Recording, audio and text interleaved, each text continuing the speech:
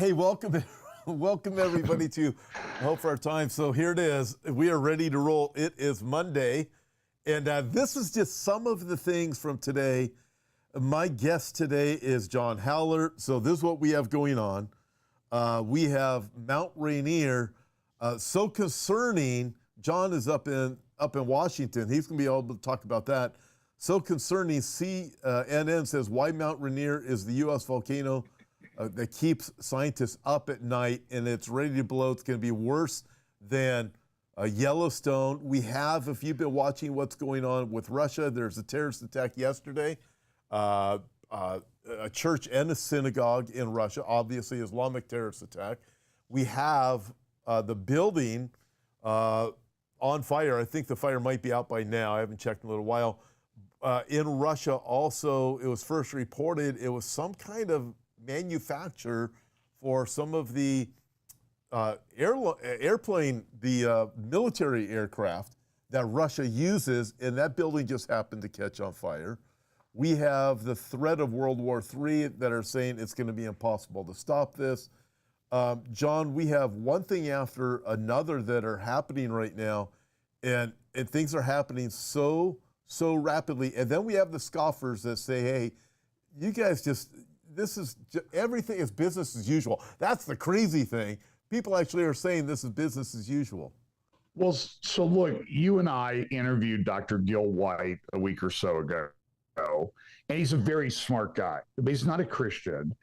And I actually got my idea. I talked at Renewed Life Church. I think it's up on Renewed Life Church or Renewed Life Washington YouTube channel. I'll put up on my YouTube channel later. And I did a talk first hour on scoffers. And really, I kind of got the idea from our conversation with Dr. Francisco Gil White, who I really like. And we've been texting and messaging quite a bit back and forth. And I think he really wants to continue to engage with us. But he did make the statement that, look, all this stuff with the Jews, it's not that different now. This has been going on ever. All this stuff, people have been aware. And you hear this from the preterists and that type of thing. Things are chaotic, but they've always been chaotic. They're not any more chaotic than they were. And that's really fits within the definition in 2 Peter 3 of a scoffer that, hey, things are going along just like they always have been. Yeah. So why is this time any different?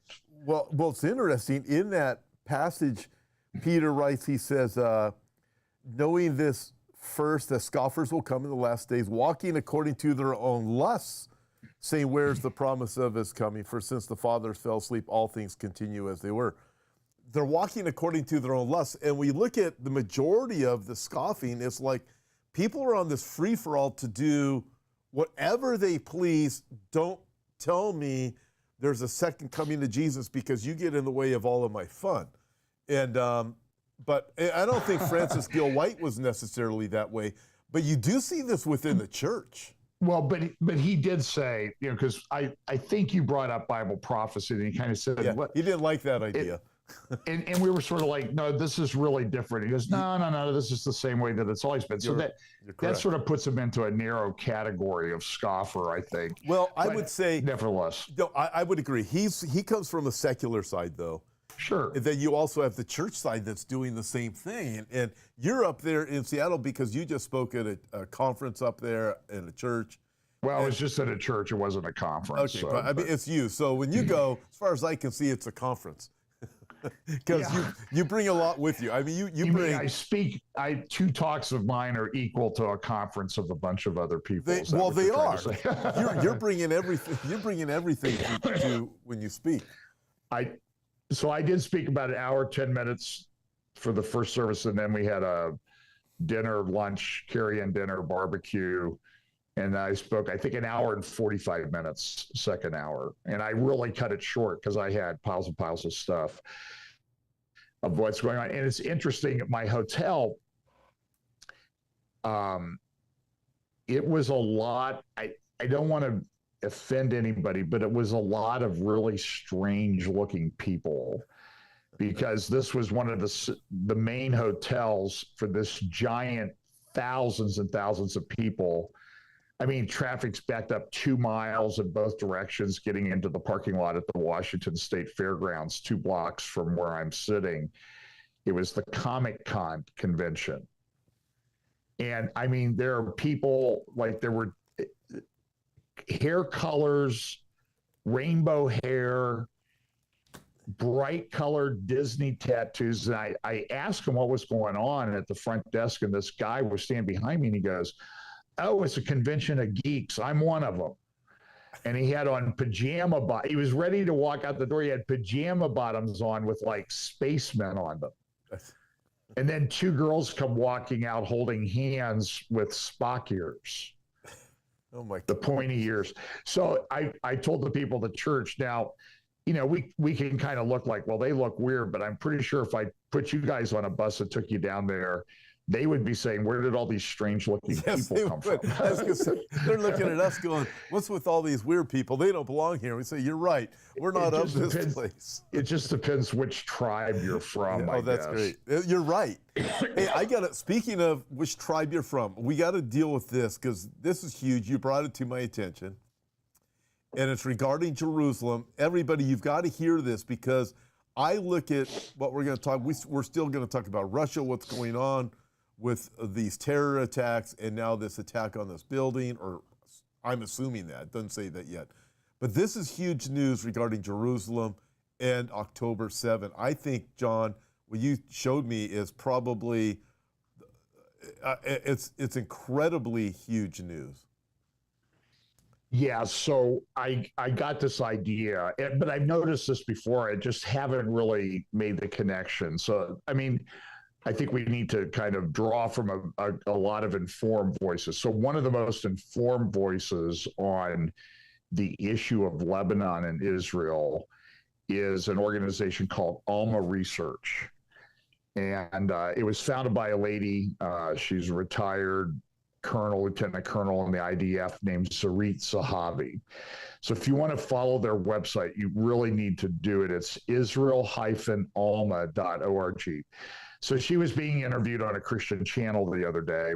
I've interviewed some people, one of her researcher, Avraham Levine, who lives about a mile from the Syrian border in the Golan.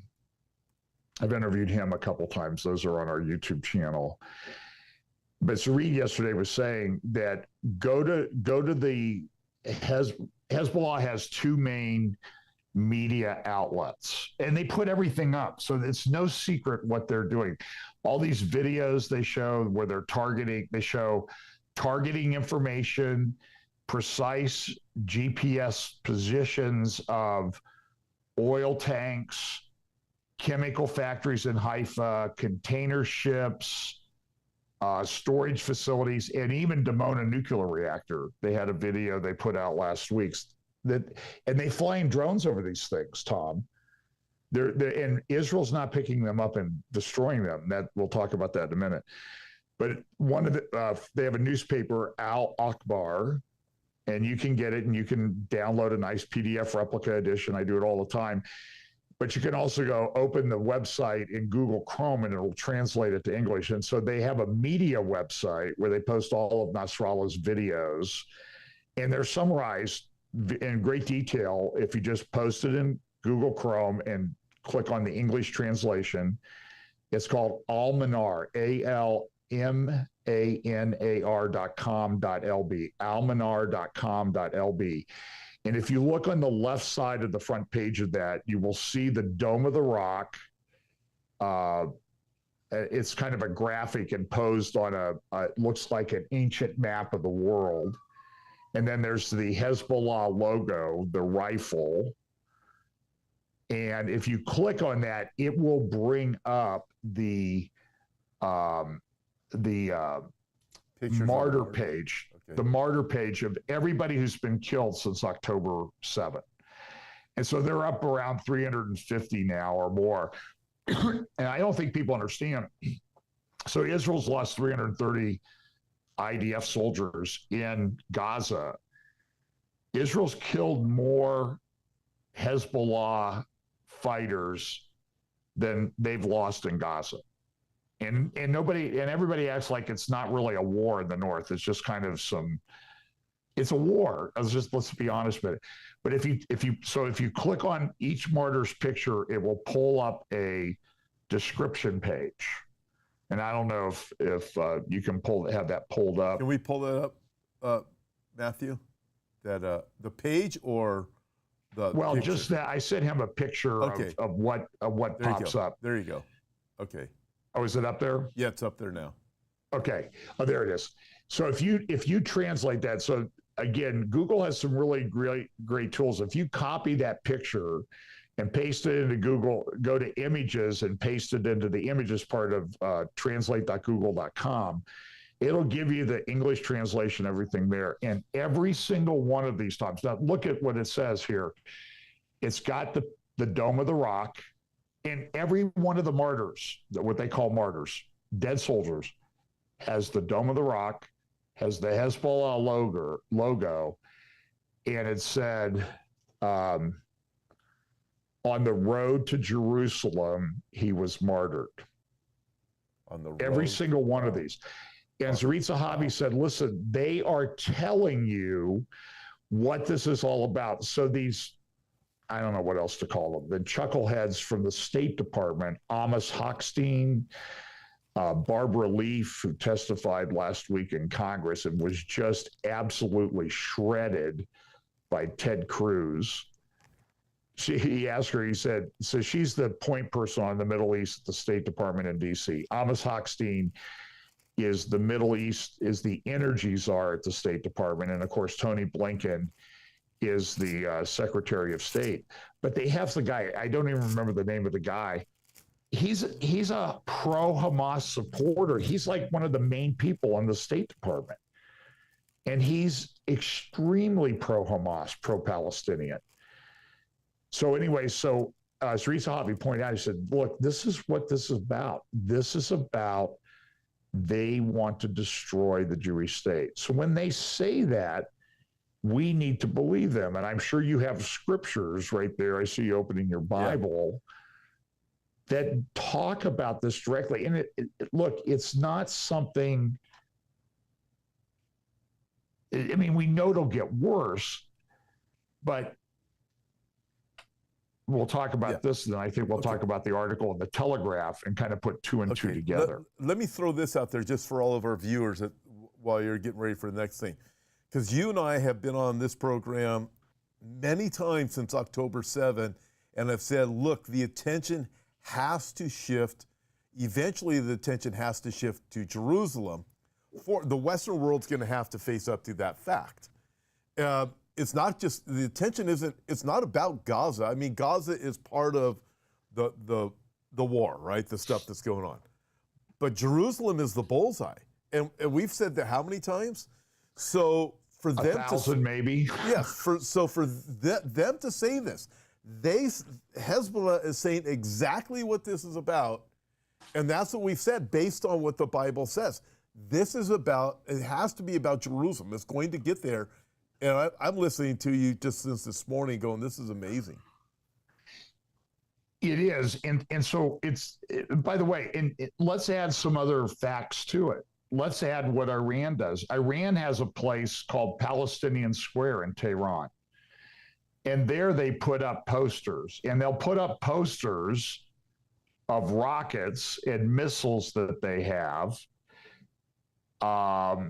I'd have to pull it up, but if you go back later, Tehran Times, back the end of February, you can find the archive online at their website. They had pictures of this. And by the way, in Tehran, in Farsi, Palestinian Square is, when you say it in Farsi, it's Philistinian Square, which is kind of an interesting yes, it is. thing when you consider, too, that Philistines and Gaza and Samson and the Samson option and all that. And so in February at Palestinian Square in Tehran, were these posters. And in Hebrew, on the missiles, it said, are you ready for 2 million displaced people in the north? Now, we ought to take that serious because that's their goal. So they've got 60, 80, 100,000 people have left their homes in the north. I think Sarit's still living up there. I think she's 9 kilometers, so it's about 6 miles from the border. I have friends that live in Naarea, 5 miles from the Lebanon border, near where you've been, Rosh Hanikra. But most of the people along the northern border have left, and they're living in places their kids don't have schools, they don't have jobs, they don't have income, their businesses have failed, they've left. Kiryat Shimon is 25,000 people. It's empty. I've been there. Let's do this. So for people that are watching that have been to Israel before, that have been up to the Golan Heights, up to Mount Bental, where you have the coffee shop up there, that's not happening right now. I saw the other day where now Hezbollah, they passed that whole UN, what a joke, the UN, what's that line called?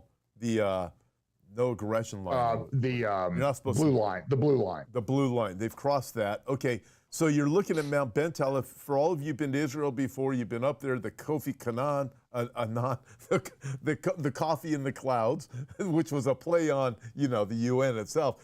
But then there's these different kibbutzim that if you toured up there, you probably went there for lunch. And those are gone.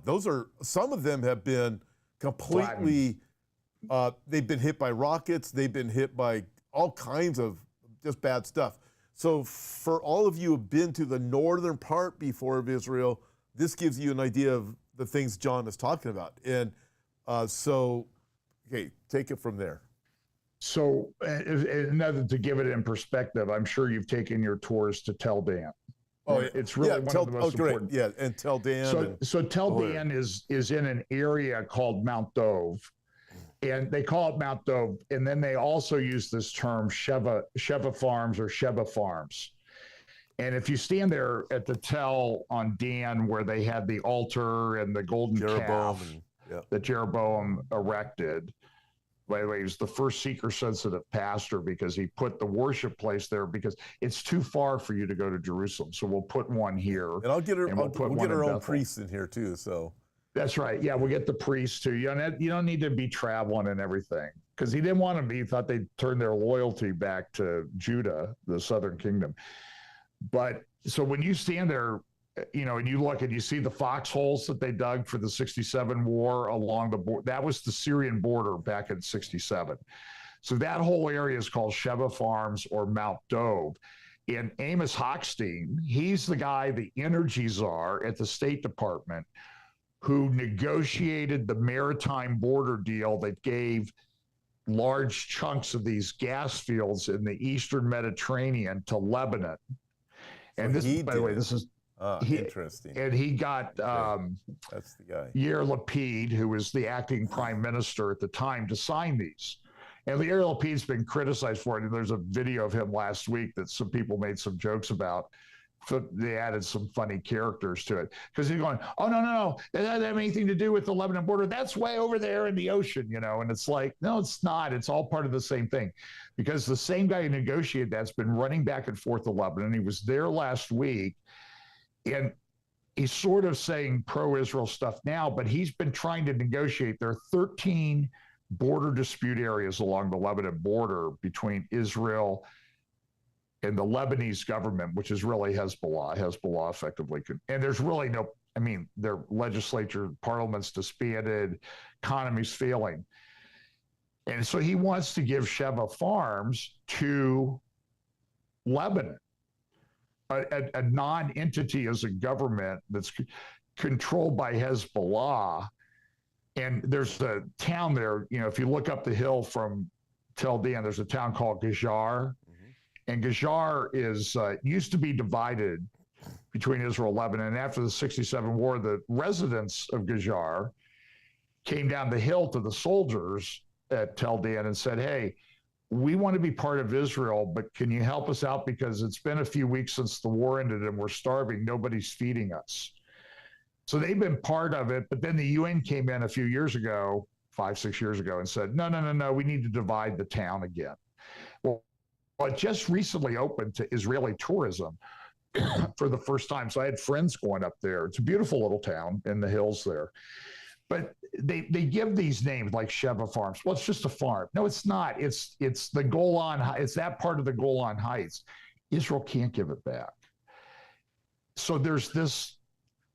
You just need to understand that this is what Hezbollah wants to do. Oh, by the way, I need to say this. So they gave the gas fields. They split them up out in the Eastern Mediterranean. Israel's pulling all kinds of gas and oil out of there. It's pretty. I mean, it's not the biggest gas field in the world, but it's significant enough that they could make up the shortfall that Europe has from the Russian-Ukraine war, because Russia's gas is shut down. They could make that difference up if they could get it to Europe. But Amos Hochstein came in. Remember, they were going to build that pipeline. So our State Department came in and said, "Oh, no. This is hydrocarbons. We don't want to be doing hydrocarbon energy products and complicated pipelines and that type of thing." So Amos Hochstein shut that down. So now Israel can't do it. So Total Energy comes in to do the Lebanon part of the gas fields. And I think this is something that is Bill Koenig's, whatever it's in his wheelhouse. So Total Energy, a French company, has been drilling there in these fields. They're finding all they're getting is water and sand. Huh. Israel right across, they're pulling out all kinds of gas. So I do think we're sort of seeing a Genesis 12:3 thing in play right there. That's humorous. Yeah, it's funny. By the way, Amos Hochstein. So the gas. So Israel can't get the gas to Europe because there's no pipeline. They can't liquefy it. There's not enough facilities. Lo and behold, there's an American company. I need to write an article on this. An American company in Houston that has all kinds of facilities to liquefy natural gas to get them to Germany during this Russian-Ukraine war at a cost, but this American company is making a fortune. Huh. Who was there during the Trump administration? This gas company, I can't remember the name of it, liquefied natural gas, had a executive vice president. Amos Hochstein? Amos Hochstein. Okay, when you said his name, I'm going, I remember this guy's name from somewhere. Yeah, see, that's what I used to love when I was arguing a case. I would present the facts and the judge would say, "So you're talking about this person." I led you down the road and you were able to reach the right conclusion. It's also, this is all so fascinating. So maybe you know about this. So last time I was up at Rosh Hanikra, you're standing there on the cliff, and Lebanon's right there. You have the whole IDF station at the top, and you're looking out in the water. Just by the way, everybody, the water out there is just absolutely, it's that beautiful blue turquoise color. And the buoy is out there, and I'm talking with David Tell. He said that buoy marks the border between Lebanon and Israel. And he said where the buoy is now gives Israel the gas. He goes, but they want to move this. And that was a while back. So I don't know what has happened with that, but I'm guessing is all part of this. So the border kind of started there, and the question was, like, is it aimed this direction or a little bit this direction? So if it's a little bit to the north, or if it's this direction, Lebanon gets a lot. If it's to the south, if it's really to the north, which is what it should be, Lebanon gets a lot less. So they negotiated this deal, not a final set in stone deal, but it gave Lebanon the bigger majority. Okay. Now they're, like I said, this French company, because Lebanon used to be run by the French after the Sykes-Picot Agreement in 1916. And so they're drilling out there, and they're getting water and sand. I think it's they've actually in like this, and the Lebanese people are really ticked at the French because they think they're in on it. I think it's hilarious. So, You know, it's really sad when you look at Lebanon. Just what's her name? Bridget Gabriel. She's Lebanese, and she talks about growing up there. Yeah, I know Bridget. Yeah, is Christian, and then once Hezbollah started coming in there, she said all hell just broke loose. They started terrorizing people, killing them. Christians were just being slaughtered. And right. You know, and you look, you know, there's a lot of people still they're stuck in Lebanon that are not supportive of Hezbollah, but it's they got that bad stuff going on. I had a video yesterday of the Beirut airport yesterday was just packed with people leaving. Okay. Now, my understanding is there are a lot of people leaving Israel too, because they're concerned about what's going to happen. Really? Interesting. Well, so, that's what in her video the other day, Caroline Glick, she said, I'm watching what's going on. I'm leaving Israel in a few weeks. You know, it's vacation time. She goes, and I'm freaking out about what am I going to have left to come back to. Huh. That's what she said. That is, Caroline Glick said that. That is. Yeah, she literally said, I am freaking out. That doesn't sound good. Brandon was just with her last week. Yeah, Brandon and Olivier went down, I think, to her home in Ephrata and interviewed her. So wow. I haven't seen that yet, but I don't know if they put it up yet or not. But I'm just telling you, she's a person everybody should follow. She's pretty like this. She was sort of like, this is her time. This is what she was born for, to be a voice in this time. But I will tell you, so we have this Hezbollah thing, this war, it's going to happen. When I interviewed Avraham Levine 2 months ago, I said, what happens if the war starts? He said, and he's a mid-40s, father of 8, served in the IDF reserve in Gaza. His son served in Gaza. And he said, if this breaks loose with all the missiles and things that they have, no child will go to school in all of Israel for at least a year. So when Iran says, what's Israel going to do when you have 2 million people displaced? Their goal is to make it so uncomfortable with everybody in the upper Galilee region, Megiddo, the Valley of Jezreel will have to move south. That's a and lot. Sarit Zahavi says, we're a small country. We can't afford to have 2 million people moving someplace else. So is this where are they going to live? Does that include, you're talking Jezreel Valley, you have Nazareth that's right there. Yeah. That is, okay, so when we were there, I know you and I have talked about this a lot. We met a lot of families that were displaced, they were devastated. They really wanted to go back home because of everything you already mentioned. No school, you're not in your home, you're living in a hotel. You move, how are they going to be able to handle that? It's already very problematic. So this article appeared last week, and I know this is one of the things that you've talked about already. But IDF generals approved battle plan for all-out war with Lebanon. And did you see, it was today or yesterday, that in Lebanon, the government up there is the Hezbollah government up there is saying, hey, you can tour the airport up here and you'll know that we are storing any weapons. But they wouldn't let them go to, where the luggage was or something like that.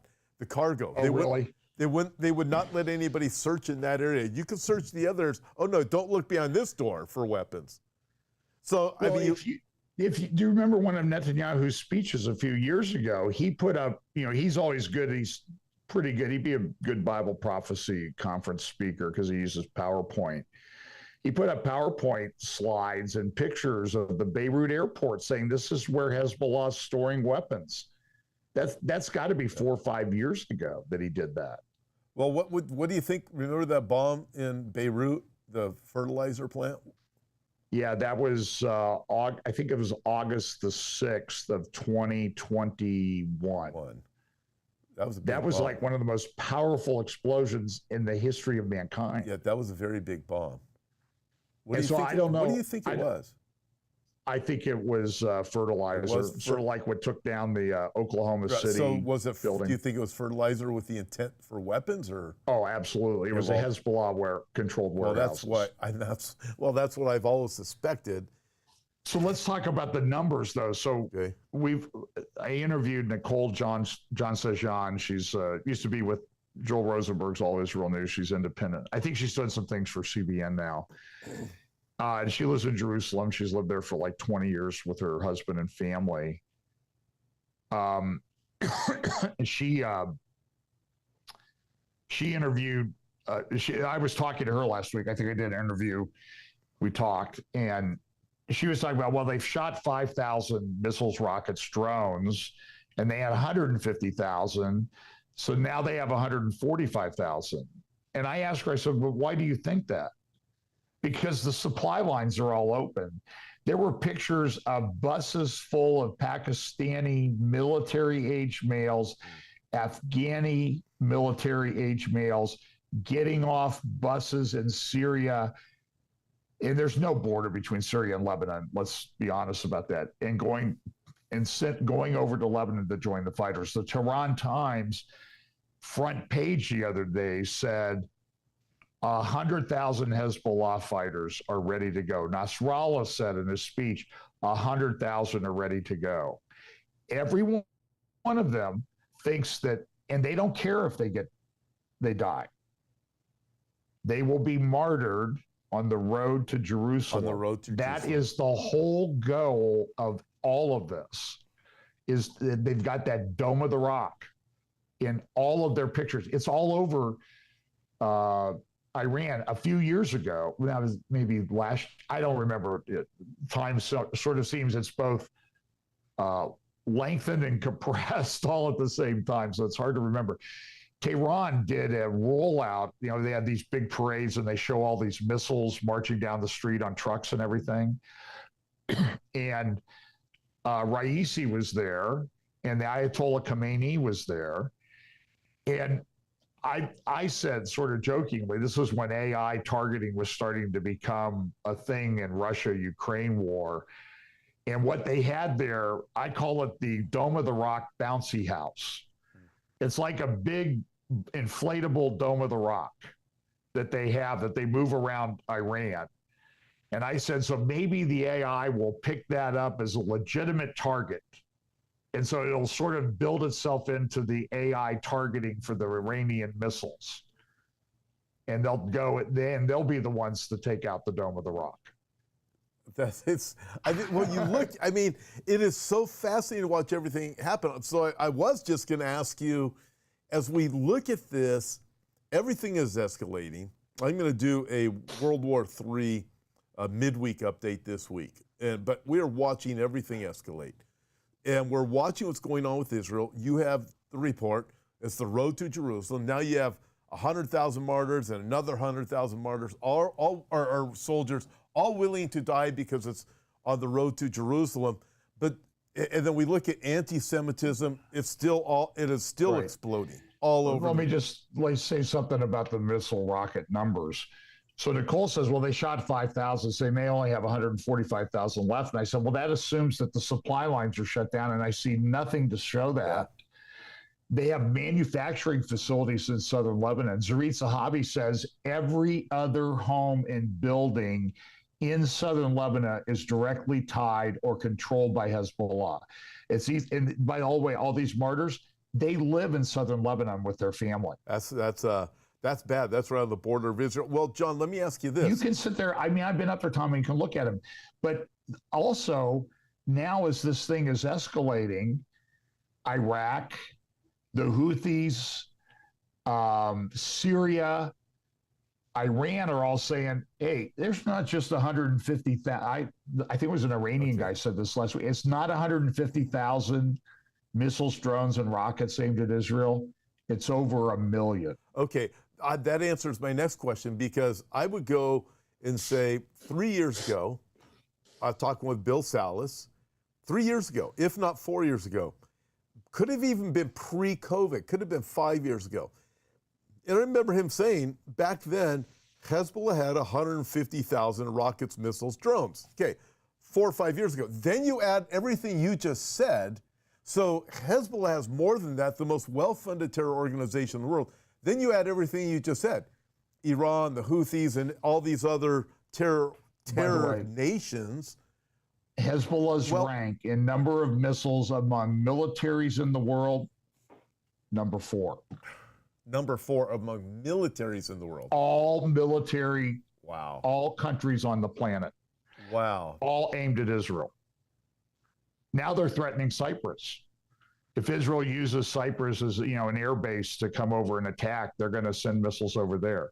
They're going to send missiles, rockets at the oil facilities, the gas facilities out in the Eastern Mediterranean. I'm just telling you, Tom, this thing could just explode this week. So Caroline Glick's going on vacation, you say? Yeah, she said she's from the U.S. She was born in Chicago. Well, she was raised in Chicago. By the way, the same neighborhood where Barack Obama kind of got his political start, near the University of Chicago. So she comes to the U.S. a lot with her family. I don't know if they're going there or not. They may go see her husband's family, but she just said she's leaving Israel, and she's like, I'm freaking out. I don't know what I'm going to come back to. That's Caroline Glick saying that. That is. She lives in Efrat, which is, down there between Bethlehem, southern Jerusalem, and Hebron. And I've been down there. I have a bunch of friends that live down there. There's a huge community. And, but it's what they would call over the green line. My friend Jonathan Feldstein, I interview him. He's with Genesis 12:3 Foundation as his organization. And he says, I used to have Palestinian Arabs come over. They did stuff in the neighborhood. They did stuff in Efrat. They're never coming back. Not in my lifetime or my children's lifetime. Because I have a mosque. I've got a bad mosque a mile from my house. I can see it from my deck. No fence in between. Well, let's put it this way then. As we see all of these things escalating, and Israel's the target, Jerusalem, this world, and Israel is being set up for an antichrist to be able to come in and say, I can solve these problems. You're exactly correct. That's the big concern that I think we have, knowing how this thing is going to play out. By the way, it's not just Israel. It's the whole world is set up for it. Right, Look, but I mean, yes, they are, but Israel has to be the one who's going to be receiving it. But, the whole world is, absolutely. I mean, this article in the Telegraph yesterday by Richard Overy in the UK, why it's too late to stop World War III, according to one of Britain's greatest military historians. Can I just read like the first two sentences? Yeah. Because it's sort of like, a lot of people say, oh, you guys should just do a bunch of newspaper exegesis. And my response to that is, yeah, I'm reading the newspaper. I'm also reading the Bible. And I know that what the Bible says will unfold in a real world. And it will be in the newspaper. So here's the first two sentences of this article. Imagine for a moment that the Iranian government announces it has developed a nuclear bomb and threatens to use it on Israel. The United States reacts with the threat of a military intervention as it did in 1991 and 2003 in Iraq. Iran signals that it will not tolerate a third Gulf War and looks for allies. American forces massed enter Iran, which orders national mobilization. Russia, China, and North Korea expressed their support for Iran, and Washington expands its intervention force, bringing in a British contingent. Russia enters the game, raising the stakes in the expectation that the West will back down. A nuclear standoff follows, but with tense and itchy fingers on both sides as leaders gamble on the risk of not striking first. It all ends in disaster. And the picture is a picture of a nuclear explosion, and it says apocalypse now. This is what we're facing. And this guy's not some crazy off the wall person.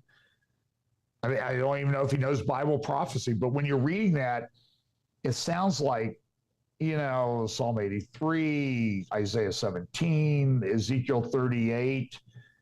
And that's just the first paragraph of that article. And it goes on for a few pages about all these different scenarios. And he says these three scenarios are possible, though not one of them, I should make clear, is probable. But then again, it's like everybody's got their finger on the trigger.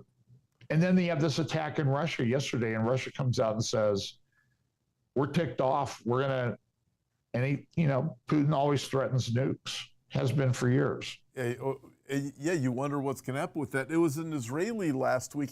I'm sure you saw it. I can't remember who it was, who's not, if I remember correctly, is not a believer in Jesus, and nor are they really someone who you would think of that looks at Bible as being Bible prophecy and prophetic for Israel.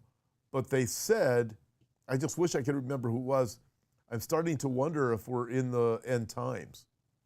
And I found it very fascinating because of the individual. I'm looking, going, I can't believe, I mean, this person actually said that.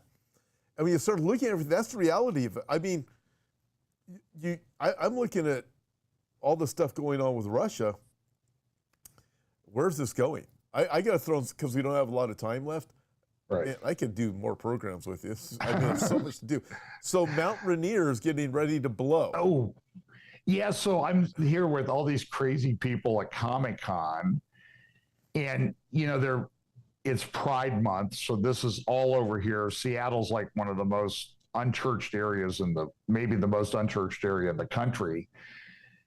And then I'm sitting here thinking about school. I was talking about scoffers yesterday, so I'm preparing my talk, and I kept thinking, like, what's going on? And I had a very bad rental car experience at the Tacoma airport, or at the Seattle airport the other day.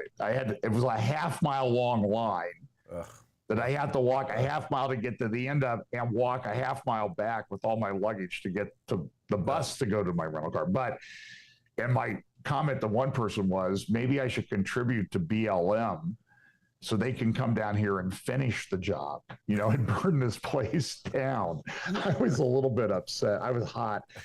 But I'm thinking, like, all the stuff, like when we drove through here last year, Pam and I asked Pam, do you want to go down?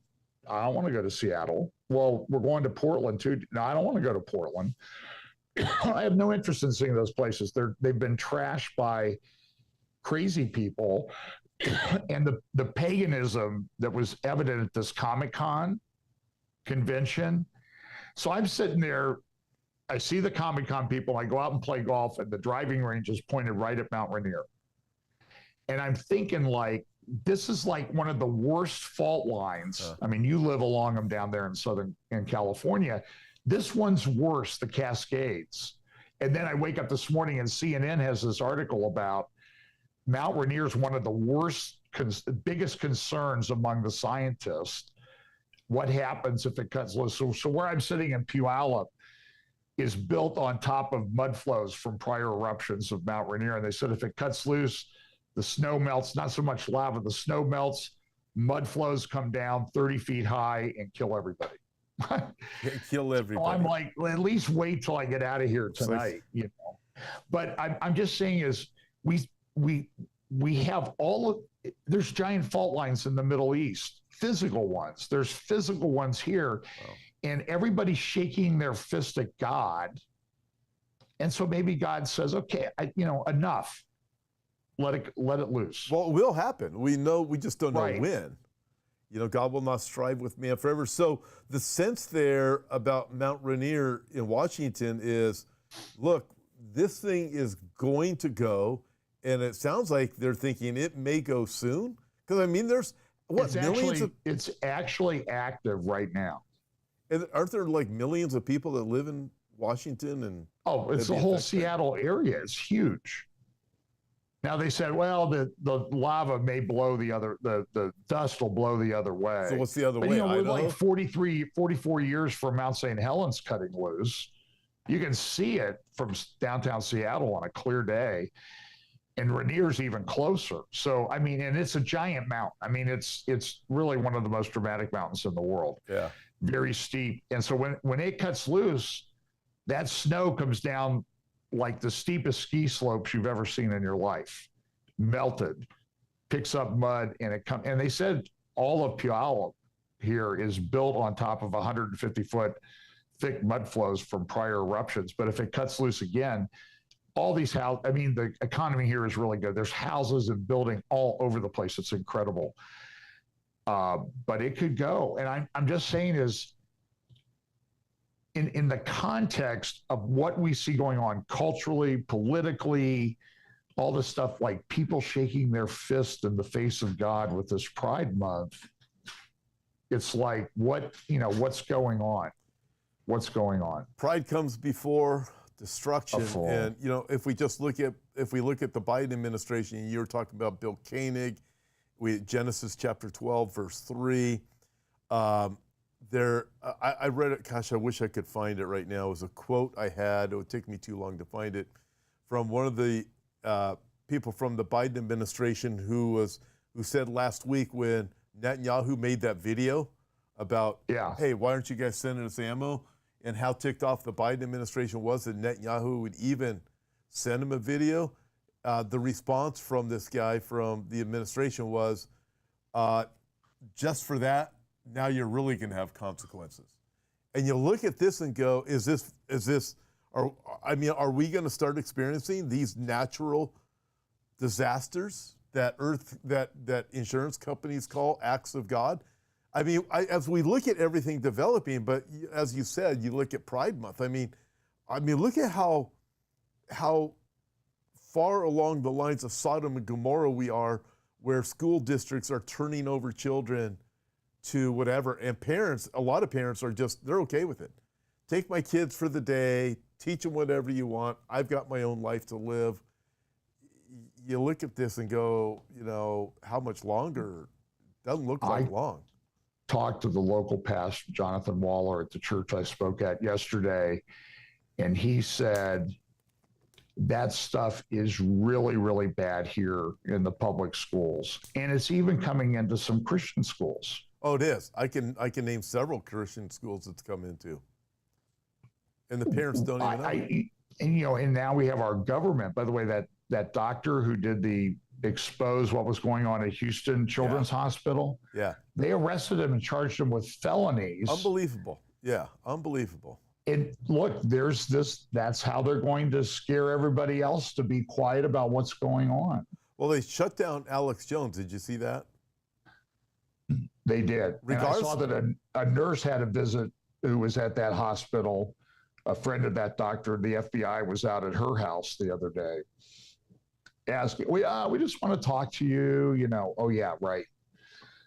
By the way, if they come to your door, do not talk to them. That's my free legal advice for the day. It's terrible. Get a lawyer. Terrible. Tell them you'll go down for an interview with your lawyer. John, we talked about some kind of scary news today. Do you have any uplifting things to say before we wrap up, or as we wrap up? Yeah, look, it really is. Look, and I said this yesterday, is when you sit and talk about these things, folks, remember that you're not without hope. So when Jesus said to his disciples, guys, you're living at the time that the prophets wish they could live at, because you can see all of this happening. That was at his first coming. If he was here right now, would he not be saying the same thing to us, that we can see all of these things happening and coming together, knowing that our hope, our redemption, and everything is drawing nigh? But boy, get your life cleaned up. You know what I mean? And share the gospel with people. That's really the only hope for all of this. So I don't worry. I'm really not worried. I'm fairly calm, but I'm an old guy too. So I'm 70 years old now. I can't believe it. I don't know how that happened, but I know how it happened. You're born 70 years ago. You had a mom and dad. I know, but it was like only old people are 70 years old, and I'm not so sure. I'm not that far behind you. I don't feel that. I don't feel bad, but I'm just telling you, look, I'm not worried. I know where I'm going. Amen. These are warnings, right? I'm very concerned about my friends in Israel, because I think Israel will prevail, but there will be a lot of pain before it's resolved. I agree. We know Israel's going to prevail. We know how it ends, but we also do know there's going to be a lot of pain between now and then, because of what the Bible says, based on just the Bible. But at the same time, these things are things we talk to everyone about. Everybody's watching this. because they are warnings, and they're warnings to those who don't yet know Christ. And for those who are believers, if you have a right understanding of this, you'll still be able to sleep at night because you're going to be okay. You go, wait a minute, these are all signs, and Israel is the big sign. But we're looking at it, folks. I just want to encourage you. Keep your head lifted up. Don't be anxious. These things are going on. We need to be aware of them, but we have the Word and the Lord who guides us. And listen, we're going to be going home. But we do want to warn people. And I agree with you, John. I'm concerned about Israel, and I'm also concerned about those who just don't know Christ. That's our God's desires, that none should perish. But John, thank you. Yeah, and look, there are a lot of non-Muslim Christian people in southern Lebanon too, but a lot of them have left. I mean, most of them have left. The world is in a very chaotic place, but that's what Jesus will come back and set it all straight. That's the great hope. Amen. Thank you for joining me Thank today. you, Tom. I wish I had more time. I just don't have, because we could go on for 3 hours today rather easy. Easily. But thank you so much. Thank you, everybody, for joining us. Listen, tomorrow, can't wait to see you. My midweek update, we're going to be talking about World War III. So there's a lot going on. God bless you, everybody. See ya.